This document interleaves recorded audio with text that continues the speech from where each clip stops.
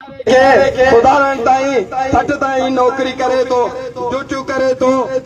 ऐं जॾहिं रिटायर थिए थो त उन जा कई ख्वाब हूंदा आहिनि। रिटायरमेंट में हू जेके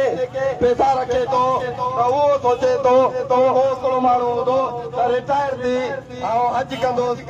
को सोचींदो हूंदो ऐं रिटायर थी पंहिंजी नियाणी जी शादी कंदोसि ॿियो वरी सोचींदो हूंदो ऐं रिटायर थी पंहिंजी छत कंदोसि पंहिंजो घर कंदोसि तेसि ताईं उहे मुलाज़िम पंहिंजी सरकारी घरनि में रही करे उहो जेको इन्हनि पेंशन जे जेको रिटायरमेंट ते सोचींदा आहियूं त असां पंहिंजो तॾो कंदासीं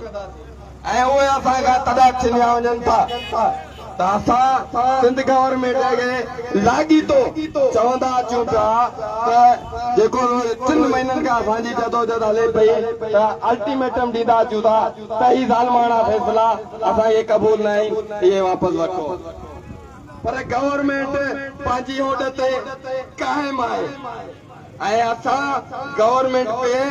बिल्कुलु हिन ज़ालमाने फ़ैसिले ते मुतहद न थींदासीं जेसि ताईं इहे मुतालबा वापसि न कया विया। असां बि मज़लूम आहियूं, इन करे असां मज़लूम थी करे इन ज़ालिम जे ख़िलाफ़ रोडनि ते निकिरंदासीं। हे जेके जदोजहदूं आहिनि जेके बि असां रोडनि ते आहियूं असीं पंहिंजा इदारा बिल्कुलु सही आहे शौक़ में बंदि करे न आहियूं वेठा। असांखे बंदि करण लाइ मजबूर कयो वियो आहे छो जो असांजे रोज़ी खसी पई वञे असांखां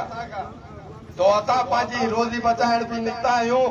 ऐं असांजे मुस्तक़बिल जो बि इहो ई आहे त जेको असांजो इहो मुस्तक़बिल जो फ़ैसिलो आहे पेंशन असांजी जान आहे। पेंशन हर सरकारी मुलाज़िमनि जो हक़ आहे जेको सरकारी मुलाज़िमनि खे मिलणु खपे।